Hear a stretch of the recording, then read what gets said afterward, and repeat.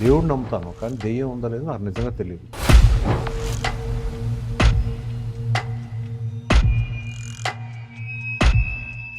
ప్రతి తెలుగు ప్రేక్షకుడికి పరిచయం అక్కర్లేని పేరు. ప్రతి సినిమా కూడా తమ ఫేవరెట్ సినిమా లాగానే బ్లాక్ బస్టర్ సినిమా చూసిన సినిమాలు నిర్మించిన ఎంఎస్ రాజు గారు తాజాగా స్వీయ దర్శకత్వంలో అగధ సినిమాని ఈ నెల 14వ తారీఖున రిలీజ్ చేయబోతున్నారు. ఈ సినిమాకు సంబంధించిన పూర్తి వివరాలు, విశేషాలన్నీ కూడా రాజు గారిని అడిగి స్వయంగా తెలుసుకుందాం. నమస్తే సార్. నమస్తే. అగధ సినిమా అంటే మీ టీజర్ చూసాము. టీజర్ చాలా ఆసక్తికరంగా ఉంది. చాలా క్యూరియస్గా, ఇది థ్రిల్లరా లేకపోతే సూపర్ న్యాచురల్ ఎలిమెంట్స్కి సంబంధించిందా లేకపోతే మిస్టరీ క్యారెక్టర్ సంబంధించిందా అన్నట్టు. అసలు ఏంటి అగధ? టీజర్లోనే కొన్ని అదే ఇట్స్ ఏ మిస్టిక్ ఫిలిం అండి, మిస్టిక్ థ్రిల్లర్ అనొచ్చు. విత్ జస్ట్ కొంచెం దేవుడు గాడ్ అనే ఒక టచ్ కూడా ఉంటుంది సినిమాలో. So this is the genre of the film. Mystic అంటే రెండు ఉంటాయి, thriller. Yes yes yes. Okay, అంటే యాక్షన్ ఓరియంటెడ్ అని కూడా అనుకోవచ్చా?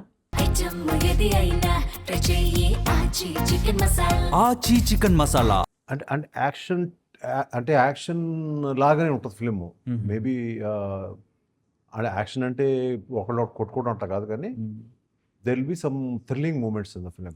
పేరులోనే ఒక క్యూరియాసిటీ మాకు క్రియేట్ అయిందండి. ఎందుకంటే మీ టీజర్లో ఒక చోట అగధలో కలిసిపోతాడన్నారు, లేకపోతే అగధతో మాట్లాడుతున్నట్టుగా ఒక డైలాగ్ ఉంది. అగధ అనేది క్యారెక్టరా లేకపోతే మీ కథకు పేరా? అగధ అంటే యాక్చువల్ మీనింగ్ ఏంటంటే శూన్యం. ఓకే, అంటే ఒక ఎంప్టీనెస్. సో అది అగాధం సో అది ఏంటంటే అది ఒక క్యారెక్టర్లో నేమ్గా పెడదాము అని అనుకున్నాం. ఆ క్యారెక్టర్ ఏంటి, ఎందుకు ఆ పేరు అలా పెట్టాల్సి వచ్చింది, అసలు దాని గోల్ ఏంటి. సో ఇది ముందు చెప్పడం కంటే మీరు మెల్లమెల్లగా తెలుసుకోవడం బెటర్ అనేది నా ఉద్దేశం. అంటే if I'm not spoiling your promos, సినిమాకి సంబంధించి, స్టోరీకి సంబంధించి ఈ కథ నేపథ్యం అని చెప్పగలరా? కథ పూర్తిగా చెప్పలేకపోయినా ఎట్లా ఉండిందండి? అంటే డెఫినెట్గా ఒక కైండ్ ఆఫ్ మనం కొన్ని దేవుడిని ఎలా నమ్ముతామో కొంతమంది ఈవెన్ కొన్ని బ్యాడ్ ఎలిమెంట్స్ కూడా నమ్ముతారు కొంత. ఆ బ్యాడ్ ఎలిమెంట్స్ కనుక ఎగ్జిస్టెన్స్లో దుష్ట శక్తులు లాంటివి ఉంటే అది ఏంటి అనే దాని మీద నేను కొంచెం ఆలోచించి చేసిన సినిమా ఇది. అది just like any other horror movie, like any other regular kind of movie. అంటే అందరూ రెగ్యులర్గా తీస్తారని ఉద్దేశం కాదు. ఆల్రెడీ వచ్చేసిన ఫిల్మ్స్, వచ్చేసిన కథల్లా కాకుండా దీన్ని ఒక న్యూ కోణంలో చూసి దీన్ని కథని నేను దీన్ని కరెక్ట్గా సెట్ చేయడం. అంటే ఒక ప్రేరణ ఉంటుంది సార్. అంటే సాధారణంగా ఒక రియల్ లైఫ్ స్టోరీ లేకపోతే ఇక్కడ చదివిన దానికి సంబంధించి నేను చదివిన దానికి ప్రకారం అయితే ఈ ఒరిస్సాకు సంబంధించి ఒక క్యారెక్టర్ నుంచి ఇన్స్పైర్ అయ్యి చేసినది. ఒరిస్సా కాదండి, అది మయాంగ్ అని. It is something from Assam. Okay, అస్సాంలో మయాంగ్ దగ్గర ఉన్న ఊరు ఒకటి, రాయా అని ఊరు ఉంది. ఓకే, ఆ ఊర్లో ఒక ఆవిడ చూసాం. సో జస్ట్ స్టోరీ రాసుకోవడానికి ఇన్స్పిరేషన్ కోసం ఒకసారి అన్నీ ఏదో సరదాగా ఊళ్ళు తిరుగుతూ ఉంటాం కదా, అట్లా ఏదైనా ఇన్స్పిరేషన్ దొరుకుతుందనే ఉద్దేశంతో వెళ్ళినప్పుడు నాకు ఒక క్యారెక్టర్ తెలియదు. అది ఆవిడ ఇంటి ముందు అంతా క్యూ ఉన్నారు, జనం ఊగుతున్నారు జనాలు. అట్లా ఉంటే వాళ్ళకి దెయ్యాలను వదిలించే ఆవిడ క్యారెక్టర్ లాగా నాకు అనిపించింది. సో చాలాసేపు మాట్లాడాను ఆవిడతో, చాలాసేపు డిస్కషన్ జరిగింది. ఆవిడ ఏం చేశారు, ఏంటి అనేది అవన్నీ ఏంటంటే మనకి నిజంగా దెయ్యాలనే ఫీలింగ్ వచ్చింది నాకైతే. ఓకే, ఆవిడ చెప్పిన బట్ ఉన్నాయో లేదో నాకు నిజంగా ఎప్పటికీ తెలియదు. దేవుడిని నమ్ముతాను, కానీ దెయ్యం ఉందా లేదో నాకు నిజంగా తెలియదు. బట్ ఏదో ఒక you know when there is a positive force, negative force కూడా ఉంటుందని నన్ను నమ్ముతాం. కాబట్టి ఆ నమ్మకంతో తీసిన సినిమా ఈ సినిమా. మీరు గతంలో కూడా మీరు నిర్మించిన సినిమాలు ఉన్నాయి, దేవి పుత్రుడు లాంటి సినిమాలు. చాలా కాలం తర్వాత తీస్తున్నట్టున్నారు ఈ జానర్ సినిమాని. మీరు స్వయంగా ఇయర్స్ అయిపోయింది తీసి. దీని ధైర్యం కూడా దేవినే. ఇలాంటి సినిమా నేను హ్యాండిల్ చేయగలనే ఒక ధైర్యం దేవి అనే దానివల్ల వచ్చింది. దేవి పుత్రుడు సినిమాలు కూడా మీవే, అవి కూడా ఇదే జానర్లో సినిమాలు. ఈ సినిమాకి అగాధకి మీ ప్రీవియస్ ఈ జానర్ సినిమాలకు తేడా ఏంటండి? అంటే మూడు ఒకే జానర్ అని నేను చెప్పలేను. అంటే కామన్గా గ్రాఫిక్స్ ఉంటాయి తప్ప Devi is a different kind of movie. Devi is a కొంచెం దేవుడు భక్తి బాగా అట్లా ఆటగా. దేవిపుత్రుడు ఈజ్ మళ్ళీ ఒక ఆర్కియాలజీ డిపార్ట్మెంట్, అదంతా అది సైన్స్ ఇన్వాల్వ్, కొంచెం సైన్స్. ఇది టోటల్గా ఒక ఇందాక మనం అనుకున్నట్టు హారర్ జనరేటెడ్ కొంత కొంత మిస్టరీ, సో కొంచెం థ్రిల్, ఇటువంటి వేరే కైండ్ ఆఫ్ అంటే కాంటెంపరీ ఆడియన్స్కి కావాల్సిన అన్ని ఇంగ్రీడియంట్స్ని కలిపి చేసిన cinema. Yeah. Cinema quality wise అంటే అప్పటికి ఇప్పటికి తేడా వచ్చింది ఉంటుంది అంటారండి? ఏమీ లేదండి, అంటే మనం బికాస్ మీరు అన్నట్టుగా విఎఫ్ఎక్స్లో కానీ లేకపోతే ఇతర గ్రాఫిక్స్లో అవి వచ్చినాయి. ఎప్పుడు దెర్ విల్ బి చేంజ్ కదా ఆఫ్టర్ సో మెనీ ఇయర్స్. ఇప్పుడు ఐ థింక్ దేవిపుత్రుడు చాలా ఇయర్స్ అయిపోయింది, అప్పటికిప్పుడు there is lot of difference of course. అంటే క్యారెక్టర్స్ సెలెక్షన్లో కానీ అప్పట్లో సీనియర్ ఆర్టిస్ట్లతోటి మీరు ఆ ఫిల్మ్ మీరు ప్రొడ్యూస్ చేసింది. ఇప్పుడు relatively less experienced at talented పీపుల్ని చూస్ చేసుకున్నారు. ఈ విషయంలో మీరు తీసుకునే జాగ్రత్తలు ఎట్లా అంటే ఉన్నాయి? ఎక్స్పీరియన్స్ ఉన్నంత మాత్రాన ఒక సినిమాలో వాళ్ళు క్యారెక్టర్స్ని పుల్ ఆఫ్ చేస్తారనే కాదు, సేమ్ టైం ఎక్స్పీరియన్స్ లేదని కాదు. ఇక్కడ నేను తీసుకున్న కామాక్షి భాస్కర్లా, నేను తీసుకున్న శ్రవణ్, నేను తీసుకున్న అదర్ యాక్టర్స్ ఎవరైనా సరే అందరూ కూడా they were on their toe. Okay, so fresh talent అంటే they are not exactly fresh also, they have done films. Okay, వాళ్ళ talent already it's been proved. So ఇందులో యూనో ఒక 10 మెట్లు ఎక్కువ కానీ 10 ఇంతలు ఎక్కువ వాళ్ళ సైడ్ నుంచి నేను ఎఫెక్ట్ తీసుకోగలిగాను. And so it's like you know మనం స్టోరీ స్ట్రెంగ్త్, వాళ్ళ క్యారెక్టరైజేషన్స్, అది వాళ్ళకి నచ్చినప్పుడు వాళ్ళు ఇచ్చేది కూడా స్ట్రాంగ్గా ఉంటుంది. అలా ఇచ్చారు ఇందులో ఈ ఫిల్మ్ కూడా. అంటే సినిమా వైజ్ కూడా ఎంఎస్ రాజు గారి సినిమా అంటే పెద్ద బడ్జెట్ సినిమాలు, మీరు ప్రొడ్యూస్ చేసిన సినిమాల గురించి చెప్తున్నాను. బ్లాక్ బస్టర్లు అన్ని సూపర్ డూపర్ హిట్లు అయిన సినిమాలు ఉన్నాయి.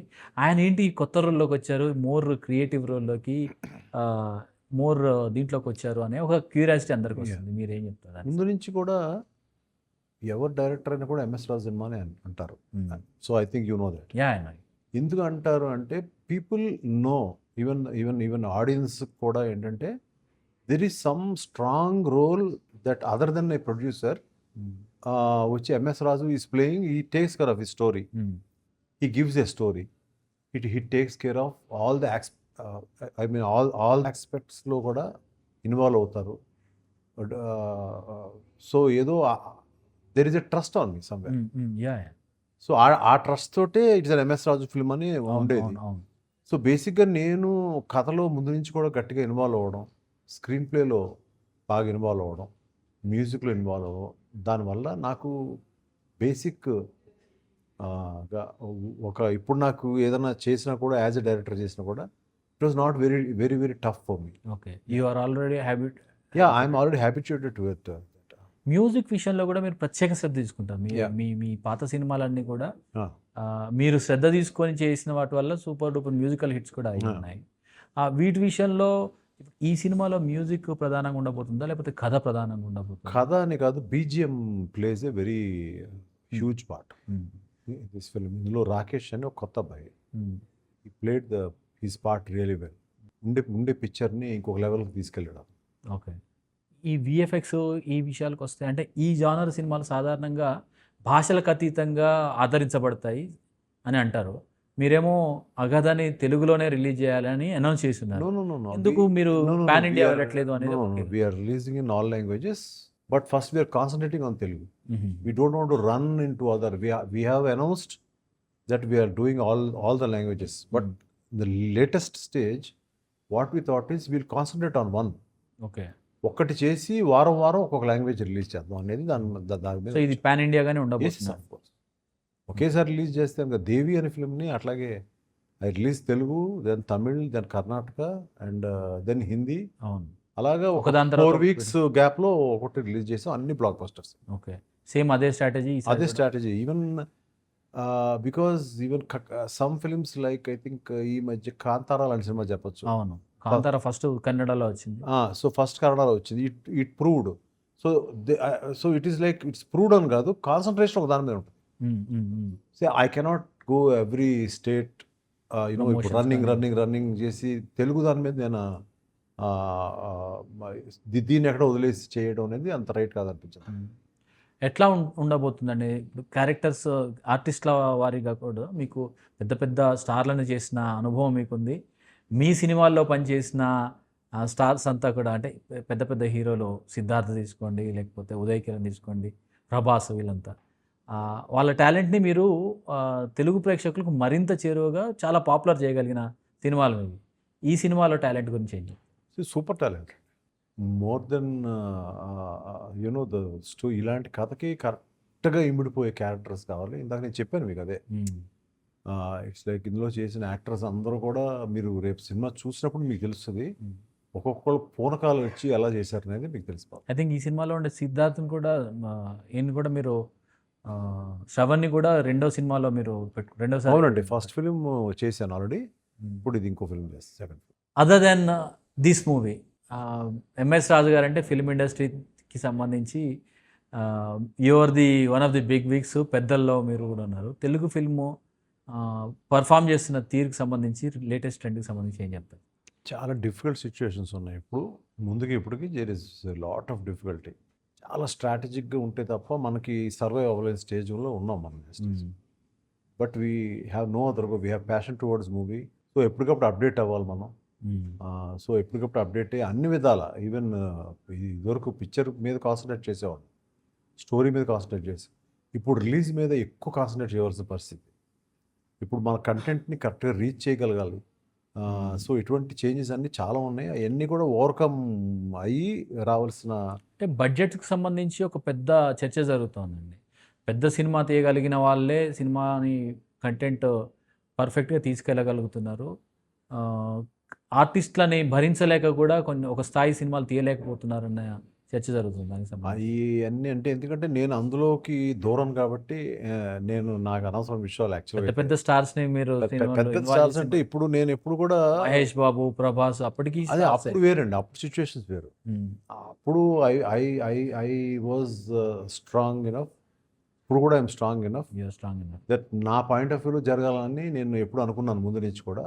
అదే జరిగింది. ఇప్పుడు కూడా అదే జరుగుతుంది ఫర్ మీ. నేను ఇలాగే సినిమాలు వచ్చి చేయగలను అనుకున్నాను, ఇలాగే చేస్తాను. అంటే సినిమా సాగట్టు ప్రేక్షకుడు సినిమాని గమనించే వారికి ఒకటి అనిపిస్తుంది, ఎంఎస్ రాజు గారు లాంటి వాళ్ళు సినిమా నిర్మించడానికి ఒకటికి రెండు సార్లు ఆలోచించే పరిస్థితి ఉంది. సినిమా మేకింగ్లో అంత రెమ్యూనరేటివ్ ఖర్చు ఎక్కువైపోతుంది. దానికి సంబంధించి నేను ఎప్పుడు స్టార్స్ వెంట ఎప్పుడు I didn't run after them. అది మీరు చూస్తే మీకు తెలుసు. ఇప్పుడు నేను వెళ్ళి ఎక్కువ గట్టిగా వెళ్ళి ప్రయత్నం అందరూ నా ఫ్రెండ్స్ అయినా కూడా all are very close to me. నేను సో ఎప్పుడు అంత పరిగెత్తి నేను ఎప్పుడు వెళ్ళలేదు. సో నేను ఎప్పుడు కంటెంట్లో ఉన్న దమ్ము లేదంటే కంటెంట్కి సంబంధించిన యాక్టర్స్నే పెట్టుకుంది. ఇప్పుడు కూడా ఈ ఫిలిం అగదా కూడా అట్లా కంటెంట్ ఏదైతే ఉందో దానికి తగ్గ స్టార్స్, దానికి తగ్గ యాక్టర్స్ని పెట్టుకోవాలి. సగటు ప్రేక్షకుడు సాధారణంగా మీ టీజర్ చూస్తేనే సినిమా ఏ స్కేల్లో ఉండబోతుంది, అంటే ఏ జానర్లో ఉండబోతుంది స్పష్టంగా అర్థమవుతుంది. What do you think that certain elements can attract audience to the theatres అనేది మీకు ఎనీ ఎలిమెంట్ కెన్ అట్రాక్ట్ అండి. ఇట్స్ నాట్ ఒక జోనరే మనకి, లేదా గ్రాఫిక్స్ సినిమానే, లేదంటే ఒక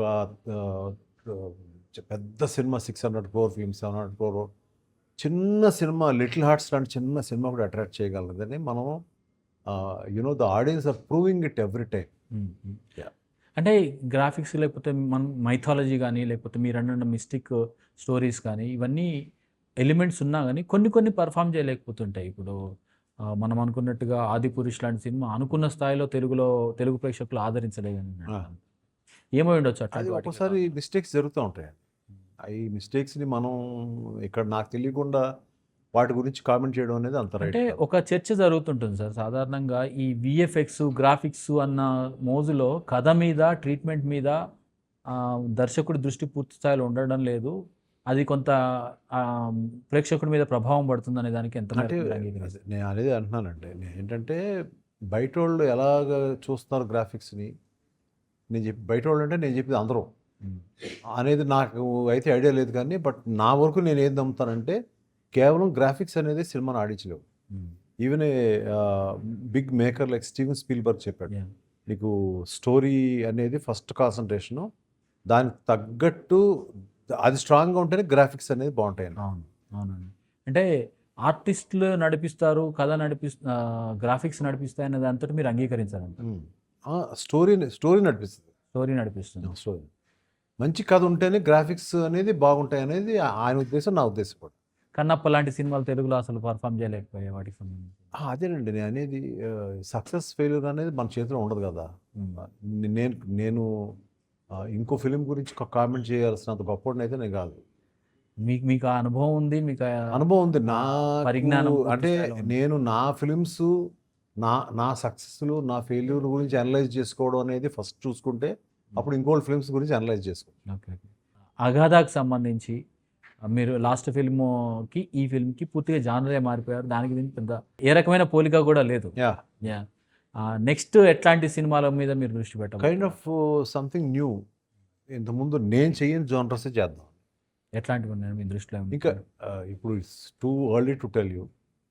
సో వన్స్ నా కాన్సన్ట్రేషన్ అంతా ఈ ఫిల్మ్ రిలీజ్ మీద, దీన్ని ఎలా సక్సెస్ చేసుకోవాలనే దాని మీద ఉంది కాబట్టి నేను ఇప్పుడు దాని మీద పెద్ద పెట్టి కాన్సన్ట్రేషన్ పెట్టి నేను మీకు ఇంకా చెప్పే స్టేజ్ కాదు. అగాధాకు సంబంధించి ప్రేక్షకుడు ఏ ఆ, అంశాలని ఆశించి సినిమాకి రావచ్చు? ప్రేక్షకుడికి మీరు ఏం చెప్తారు ఇదే ఈ As a ఫిలిం director, అండి. ఈ ఫిల్మ్ సంబంధించి? ఒకటి మాట ఇవ్వగలనండి నేను కొన్ని అంశాలు ఇంతకుముందు ఎప్పుడూ చూడలేదు మేము మా కళ్ళతో అనే ఫీలింగ్ అయితే ఇస్తాం. విజువల్గా అంటారా? విజువల్గా, సీన్స్గా, పర్ఫార్మెన్సెస్గా, ఏదైనా సరే ఇట్లా మేము ఎప్పుడు చూడలేదు, ఇలాంటిది ఈ మధ్యకాలంలో ఎప్పుడు చూడలేదు అనేది మాత్రం ఇస్తాం. అది sure. Okay, all the best sir. ఎందుకంటే ఎంఎస్ రాజు గారు నిర్మాతగా ఎంత బ్లాక్ బస్టర్లు తీసుకొచ్చారో, దర్శకుడిగా Yeah. మీరు చేస్తున్న ఈ పర్టికులర్ ప్రయత్నం ఖచ్చితంగా సక్సెస్ కావాలని మేము కూడా ఆశిస్తాం. Thank you so much. Thank you అండి. ఇది ఎంఎస్ రాజు గారితో ప్రత్యేక ఇంటర్వ్యూ. ఆచి చికెన్ మసాలా